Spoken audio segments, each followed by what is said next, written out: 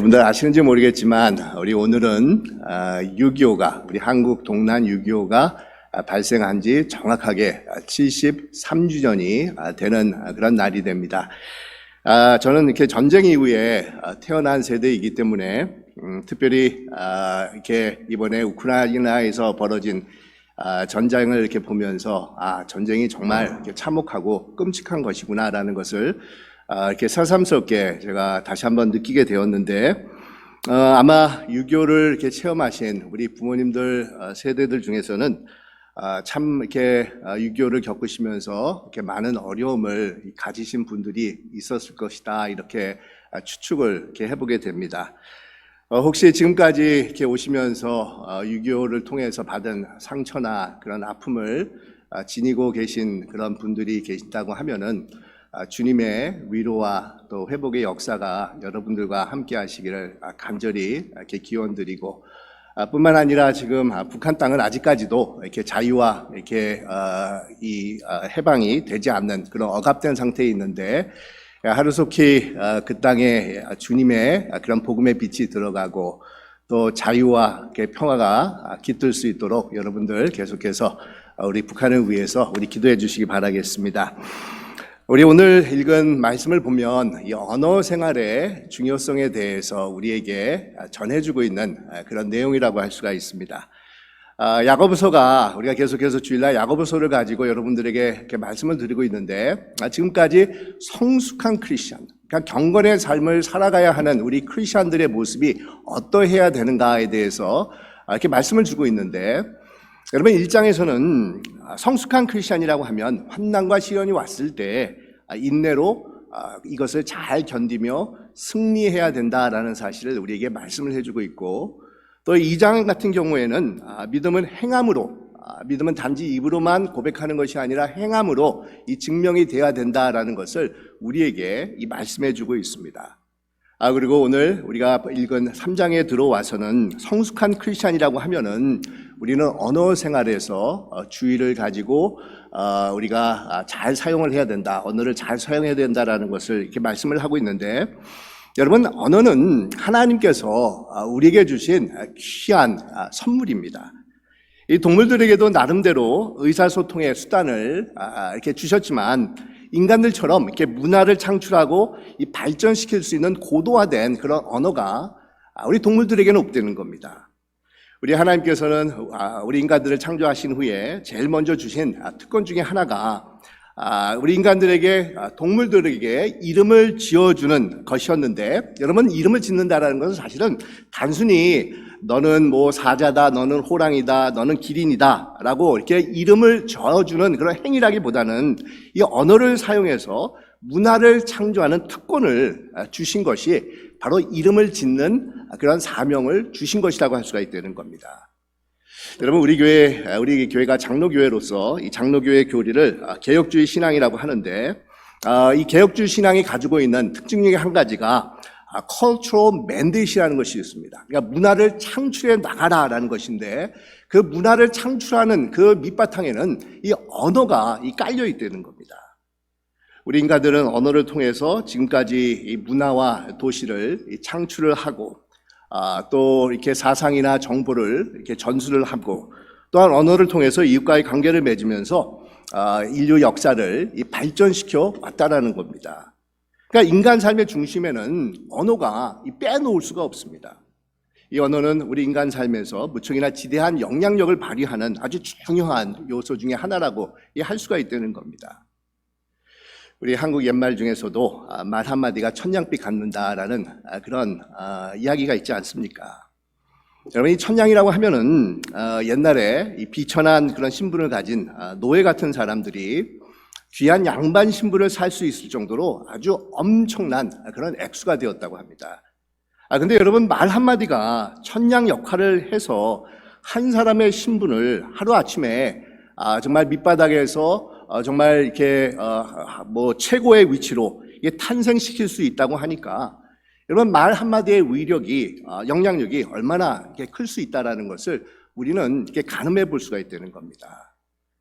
우리 오늘 우리가 읽은 본문 말씀에서도 야고보 사도는 우리 신체에서 혀는 굉장히 작은 부분이지만 이 혀가 아주 이렇게 굉장한 권세를 가지고 있는 것에 대해서 우리에게 언급을 해주고 있는데 이 세 가지 예를 들어서 우리에게 이 말씀을 주고 있는 겁니다.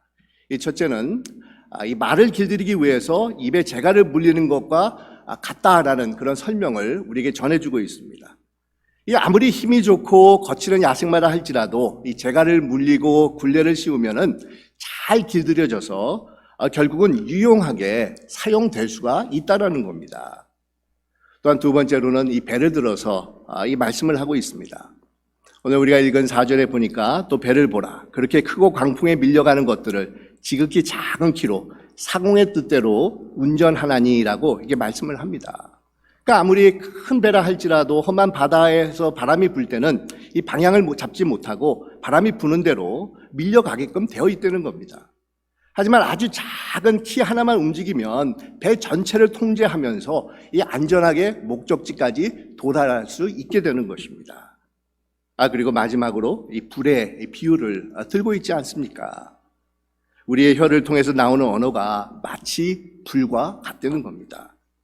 이 불이라는 것은 처음에는 작은 불꽃으로 시작을 하지만 그래서 아무것도 아닌 것 같이 보이지만 쉽게 그 불꽃이 번지면서 온 산에 있는 커다란 그런 나무들을 순식간에 태우고 크나큰 재해를 입힐 수가 있는 것입니다.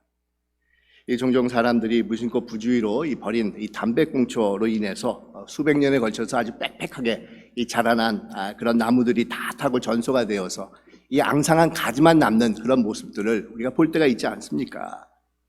여러분, 이렇게 세 가지 비유들, 말에 물린 이렇게 재간이나 배의 키나 아니면 작은 불꽃들, 이런 세 가지의 공통점이 있다고 하면 하나같이 정말 적은 것입니다. 하지만 이런 적은 것들이 엄청난 결과를 가져오게 된다는 겁니다. 그런데 여러분, 혀가 마치 이와 같다는 겁니다. 혀는 우리 몸에 3인치 정도밖에 되지 않는 아주 작은 보잘것없는 그런 부위이지만 우리 삶 속에 아주 지대한 영향력을 끼치고 있다는 겁니다. 비록 적은 것이지만 우리가 어떻게 사용하는 것에 따라서 생명을 앗아가는 파괴적인 것이 될 수가 있고 아니면 생명을 정말 살려내는 생상적인 것이 될 수가 있는 것이 바로 혀가 가지고 있는 이 권세라고 할 수가 있다는 겁니다. 여러분, 이 말에 재갈이 물려지지 않을 때는 이 말이 이리저리 뛰면서 사람들을 다치게 할 수가 있지 않습니까? 하지만 말이 길들여져서 재갈이 물려져 있다고 하면 아주 유용하게 사용을 할 수가 있습니다. 근데 배의 키도 마찬가지입니다. 사공이 아주 작은 키를 통제하지 못하면 배는 표류하게 되고 방향을 잡지 못하게 되어 있습니다. 정말 사고가 날 수 있는 많은 생명이 바닷속에 빠질 수 있는 그런 위험성이 있습니다. 또한 불 또한 우리가 어떻게 사용하는 것에 따라서 생활에 도움을 주기도 하고 아니면 엄청난 재난을 가져오기도 하는데 이처럼 우리가 복된 삶을 사느냐 아니면 그렇지 않는 삶을 사느냐는 작은 혀가 결정을 해주게 된다는 겁니다. 그러니까 혀를 어떻게 길드는 것에 따라서 한 생명을 살릴 수도 있고 아니면 죽일 수도 있는 너무도 다른 큰 결과가 도출이 된다는 겁니다. 여러분, 이 지혜롭고 따뜻한 이 말 한마디로 인해서 자신 스스로를 해하려고 하는 그런 사람의 발걸음을 멈추게 할 수가 있지만 무심코 뱉은 차가운 그 한마디가 오히려 해를 끼치는 그런 안타까움을 가져올 수가 있습니다. 이 격려와 감사의 언어를 사용할 때 무너진 관계들이 개선이 되고 마음의 평화가 깃들게 되지만 험담과 원망의 그런 언어를 사용한다고 하면은 상처와 아픔이 심어지게 되고 이 관계를 더욱더 악화시킬 뿐이 되는 겁니다. 여러분, 육신에 남겨진 상처는 시간이 지나면 사라질 수가 있겠지만 언어로 받은 이 마음의 상처는 깊이 새겨져서 평생 동안에 지워지지 아니하고 인생의 걸림돌이 되는 그런 경우가 허다한 것입니다. 이 말은 한 사람의 그런 마음을 드러내는 창문과 같아서 이 언어를 통해서 그 사람의 품격과 됨됨이를 우리는 알아볼 수 있다라고 이렇게 말하고 있지 않습니까? 그래서 여러분, 어떤 사람 같은 경우는 겉으로는 외모는 참 그럴듯한 모습을 가지고 있지만 이 사용하는 언어가 참 이렇게 듣기 거북한 그런 내용들이어서 이 품격이 떨어지는 그런 사람들이 있는가 반면에 외모는 별 볼 일 없다 할지라도 사용하는 언어로 인해서 품격과 인격이 돋보이는 그런 분들이 있다는 겁니다. 이처럼 여러분, 우리가 어떤 언어를 어떻게 사용하는 것에 따라서 삶에서 완전히 다른 결과가 도출이 된다는 겁니다. 어떤 문명인이 쓴 한마디라는 그런 짧은 시가 있는데 이런 내용입니다. 부주의한 말 한마디가 싸움의 불씨가 되고 잔인한 말 한마디가 삶을 파괴한다. 쓰디쓴 말 한마디가 증오의 씨를 뿌리고 무례한 말 한마디가 사람의 불을 끈다. 그러나 은혜로운 말 한마디가 하루를 빛나게 하고 부드러운 말은 앞길을 환하게 하며 기쁨에 넘치는 한마디가 즐거운 이웃을 만든다. 격려하는 짧은 말이 한 인생을 행복하게 할 수 있고 사랑의 음성이 천국을 만들며 때에 맞는 말 한마디가 김장을 풀어주고 사랑의 말 한마디가 축복을 전해준다. 이처럼 좋은 말은 약보다 낫다. 이런 시입니다. 우리 잠언서 18장에 보면 죽고 사는 것이 혀의 힘에 달렸나니 혀를 잘 쓰는 사람은 그 열매를 먹을 수 있다라고 기록을 하고 있습니다. 여러분 어떻습니까? 이처럼 혀를 우리가 어떻게 사용하는 것에 따라서 완전히 상반된 그런 결과가 우리의 삶 속에 나타나게 되는데 여러분은 가지고 있는 혀를 어떻게 사용하고 있다라고 생각을 하고 계십니까? 여러분이 사용하는 언어를 통해서 가족과 이웃에게 풍성한 그런 생명을 선사를 하고 정말 덕을 끼치면서 위로와 화평을 전달해주는 그런 언어를 사용하고 있다라고 생각을 하고 계십니까? 아니면 정반대입니까? 여러분, 우리는 막강한 권세가 주어진 이 혀를 과연 어떻게 사용하는 그런 자들이 되어야 되겠습니까? 야고보 사도는 오늘 이 점에 대해서 이렇게 말씀을 합니다. 한 입에서 찬송과 저주가 나오는 도다. 내 형제들아 자매들아 이것이 마땅하지 아니하니라. 샘이 운물이 한 구멍으로 어찌 단운물과 쓴 물을 낼 수가 있느냐. 내 형제들아 자매들아 어찌 무화과 나무가 감람나무 열매를 포도나무가 무화과를 맺겠느냐. 이와 같이 짠물이 단물을 내지 못하느니라. 이렇게 말씀을 하고 있습니다. 그러니까 한 종류의 나무에서 다른 열매를 맺지 못하고 한 울물에서 두 가지 특성의 물이 나올 수 없는 것처럼 우리 안에서 선과 악이 함께 나올 수가 없다라고 말씀을 하고 있습니다. 만약에 두 가지가 상반된 두 가지가 나온다고 하면은 이것은 대단히 잘못된 일이 되는 겁니다. 우리는 이런 잘못과 모습을 수정해야 한다라는 것을 우리에게 말씀을 주고 있는데 여러분 특별히 우리 믿는 자들은 우리 하나님의 자녀로서 변화가 된 자들이지 않습니까? 그렇기 때문에 우리 안에는 하나님의 정말 선하심을 가지고 있는 그런 자들이 된다는 겁니다. 그래서 여러분 하나님의 그런 마음을 가지고 하나님의 선하심을 가지고 살아가는 우리 믿는 자들에게서 선함과 악함이 함께 나온다는 것은 있을 수가 없는 일이라는 겁니다. 여러분 그러니 우리가 어떤 자들이 되어야지 마땅하겠습니까? 우리 안에서 한 가지 선한 그런 언어가 표출이 될 수 있도록 힘쓰는 자들이 되어야 되는 것이 마땅하지 않겠습니까? 그러기 위해서 우리가 정말 혀를 잘 다스리면서 우리 하나님께서 우리에게 주신 이 혀의 권세를 정말 유용하게 사용할 수 있는 그런 방법들을 우리가 한번 생각을 해본다고 하면은 먼저는 우리 모두는 완벽하지 못한 그런 인간들이기 때문에 혀를 잘못 사용할 수 있다라는 사실을 인정할 수 있어야 된다는 겁니다. 그러니까 이런 사실을 우리가 받아들일 때 우리는 자신의 언어를 다스리고 개선하기 위해서 힘쓰는 첫 걸음을 우리가 뛸 수가 있는 것입니다. 아무리 험한 입을 가지고 상대의 마음을 아프게 하고 상처를 주는 그런 사람이라 할지라도 자신의 언어에 문제가 있다는 사실을 인정하지 못한다고 하면은 여러분 어떤 해결책도 찾을 수가 없게 되는 것입니다. 그런데 여러분 모든 자들은 세상에 있는 모든 자들은 어느 누구를 막론하고 정말 언어 생활에서 문제를 가지고 있는 자들이 된다는 겁니다. 오늘 말씀 2절에 보니까 우리가 다 실수가 많으니 만일 말에 실수가 없는 자라면 곧 온전한 사람이라라고 이렇게 말씀을 하고 있는데 여러분 이 말씀의 의미는 말에 실수가 없는 사람은 한 사람도 없다는 겁니다. 온전한 사람이 이 세상에는 없다라는 것입니다. 우리 모두는 언어에서 문제를 가지고 있는 온전치 못한 자가 된다는 겁니다.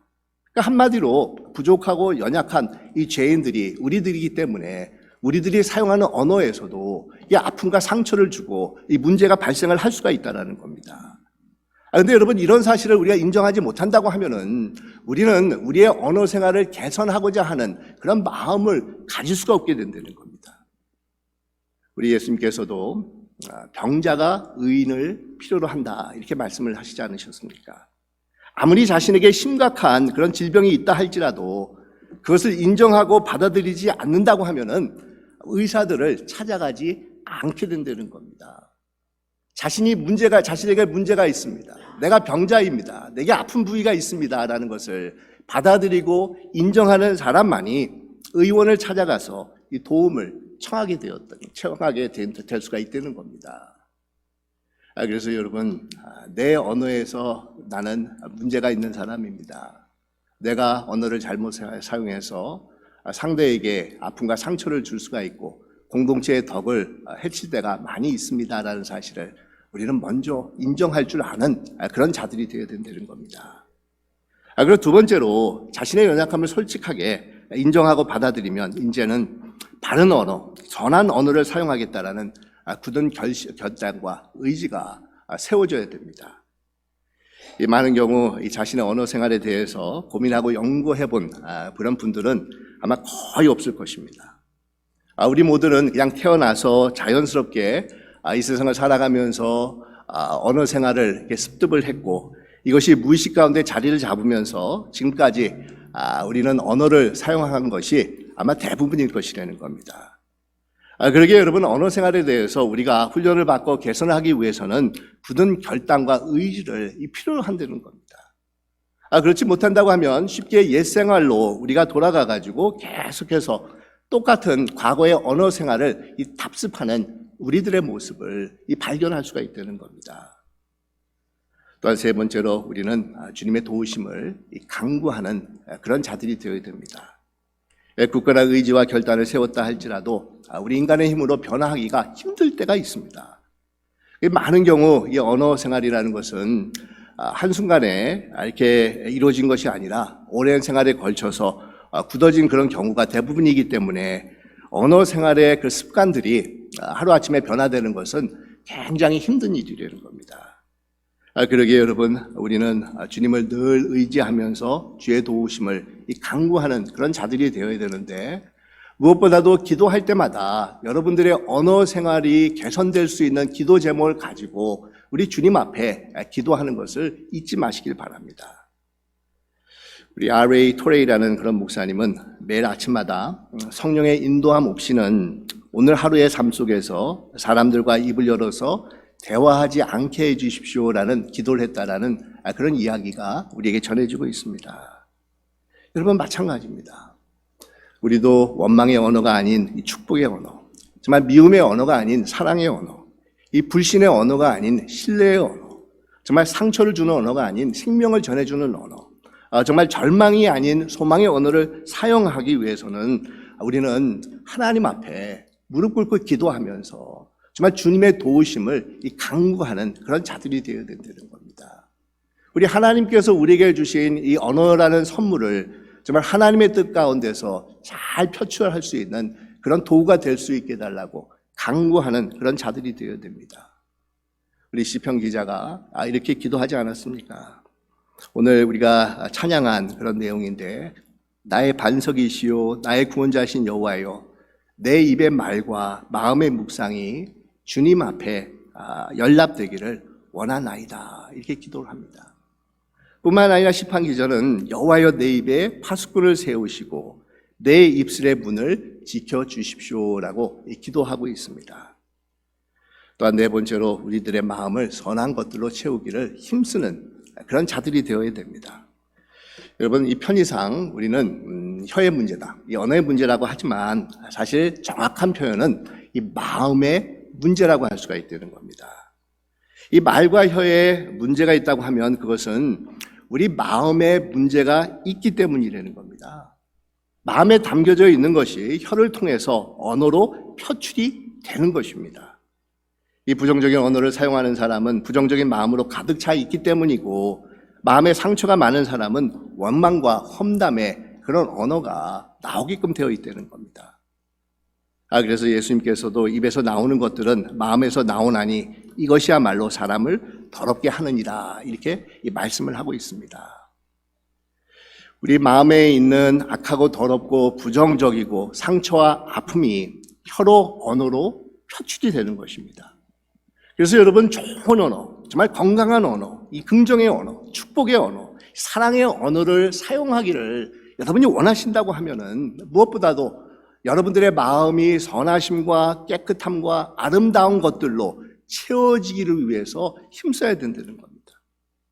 늘 하나님의 말씀을 묵상하면서 자신을 비추어 보고, 자신 안에 자리 잡고 있는 쓴뿌리들을 과감하게 버리며 회개할 것들을 회개하고 하나님의 마음을 소유하기 위해서 애쓰는 그런 자들이 되어야 됩니다. 그리고 마지막으로 적은 것부터 여러분 지속적으로 실천해 보시길 바랍니다. 이 감사한 마음으로 채워져 있으면 감사의 그런 언어가 나오는 것이 당연하지만, 그렇다고 여러분 감사의 마음이 들 때까지 기다리라는 것이 아니라는 겁니다. 마음이 없다 할지라도 먼저 행동으로 옮기면 그런 마음이 생기면서 감사의 언어가 우리 안에서 나오게끔 되어 있다는 겁니다. 정말 마음에 감동이 없고 울림이 생기지 않는다 할지라도 입을 열어서 감사의 언어, 정말 사랑의 언어, 소망의 언어를 사용한다고 하면은 이것이 또한 우리 마음에 채워지게 되어서 더 많은 축복의 언어가 우리의 입을 통해서 정말 드러나게끔 되어 있다는 겁니다. 그러니까 감사의 표현이 감사의 마음을 만들고, 이것 또한 더 많은 감사의 언어로 연결이 될 수가 있다는 겁니다. 그런데 여러분, 우리가 실천해야 되는 그런 말들, 계속해서 우리가 지속적으로 사용해야 되는 그런 말들은 무슨 거창하고 고상한 그런 언어들이 아닙니다. 정말 아주 간단한 그런 언어들이라는 겁니다. 제가 이 세 마디의 그런 언어들을 여러분들에게 소개를 드리고 싶은데, 바로 이 세 가지입니다. 미안합니다, 감사합니다, 사랑합니다라는 이 세 마디라는 겁니다. 여러분, 이 세 마디 속에 모든 하늘에서 허락해 주시는 생명과 축복이 다 녹아져 있다는 겁니다. 여러분, 이 세 마디를 우리가 정말 삶 속에서 서로가 서로에게 사용할 줄 아는 그런 자들이 되어야 된다는 겁니다. 남편은 아내에게, 아내는 남편에게, 부모는 자녀에게, 자녀들은 또한 부모님들에게, 또한 교우는 교우에게, 목사는 교우들에게, 교우는 또 목사에게, 또 친구는 친구에게, 서로 간에 이러한 그런 세 마디를 우리가 사용할 때 정말 하나님의 놀라운 그런 은혜가 우리 안에서 더욱더 충만하게 거하게 된다는 겁니다. 여러분 어떻습니까? 여러분은 이런 세 마디를 사용하기를 잘하고 계신다고 생각을 하고 계십니까? 우리 한번 이 시간에 다 같이 한번 해보시기 바랍니다. 우리 따라해 보시길 바랍니다. 미안합니다. 감사합니다.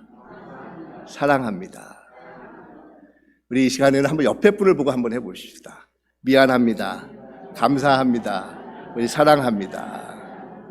우리 이런 귀한 언어를 통해서 정말 하나님께서 주시는 혀의 권세를 정말 이 세상에서 하나님의 영광을 드러내는 그런 도구로 사용하시는 여러분들이 되시기를 주님의 이름으로 축원드립니다. 기도하겠습니다.